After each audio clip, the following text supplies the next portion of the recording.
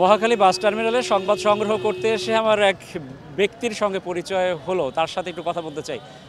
আমি আসলে আপনার সাথে কথা বলতে মানে আমার ইচ্ছা হয়েছে শুধুমাত্র আপনার চোখের দিকে তাকিয়ে। আপনার চোখ এত লাল কেন? অত লাল অনেকদিন ধরে চাকরি করতেছি তো, ডাইগার গ্রুপের গাড়ি, ডাইগারের গাড়ি। মানে কতদিন চাকরি তো করতেছেন, কিন্তু কতদিন ধরে টানা কাজ করছেন? অনেক দিন ধরেই, কতদিন হবে? এই মাসে খানি। এর মধ্যে ঘুমাচ্ছেন ঘুমাই 2-3 ঘন্টা। 2-3 ঘন্টা? হ্যাঁ, 2-3 ঘন্টা ঘুমাই। মানে আপনার নাম কি? আমার নাম আলামিন। আলামিন। আপনি এই শ্যামলী বাংলা বাসের? হ্যাঁ, শ্যামলী বাংলা। আপনি কি পদে আছেন? আমি হ্যাঁ, আমি হেল্পারে।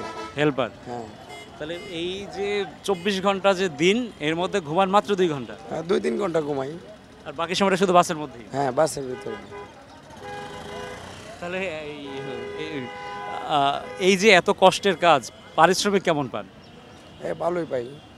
ভালো পান? হ্যাঁ, ভালো। আচ্ছা, এই যে আর একদিন 2 দিন পরে ঈদ, বোনাস পেয়েছেন? হ্যাঁ, বোনাস পাইছি। কে দেয় বোনাস আপনাদের? মালিকই দিছে। কত টাকা বোনাস দিছে? 2000 টাকা। 2000 টাকা বোনাস। এই ঈদে দেশ জুড়ে কেনাকাটার ফুর্তি হবে শুধু বিকাশে। সাথে ডিসকাউন্ট কুপন, ইনস্ট্যান্ট ক্যাশব্যাক।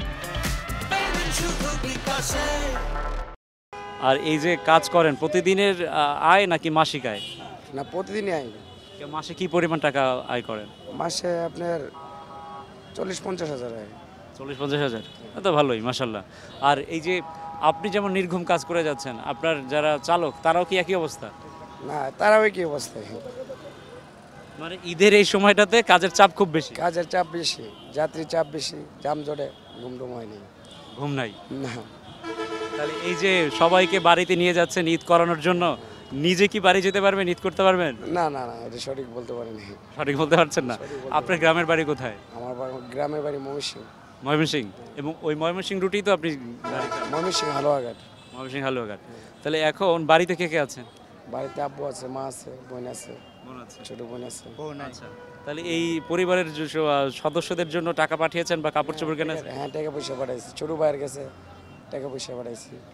আচ্ছা, কাপড় চোপড় কিনছে। এই যে নির্ঘুম পরিশ্রম করছেন, মানুষের সেবা দিচ্ছেন, তো কেমন লাগে এই কাজ করে?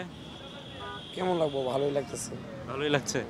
তো মানুষজন তো মাঝে মাঝে একটু অভিযোগও করে ভাড়া টাড়া বেশি নাই, এগুলো নিয়ে আপনাদের বলার কিছু আছে? আমরাও বলে ফেলি, আমরাও গণমাধ্যম কর্মী, আমরাও বলে ফেলি যে ভাড়া। হ্যাঁ, জানি সীমিত পাইতে হ্যাঁ, যে রেট মাঝে মাঝে একটু বেশি নিতে হয়, তাই তো? বেশি নিমুখে অযথা চাপ দিলে তো সমস্যা।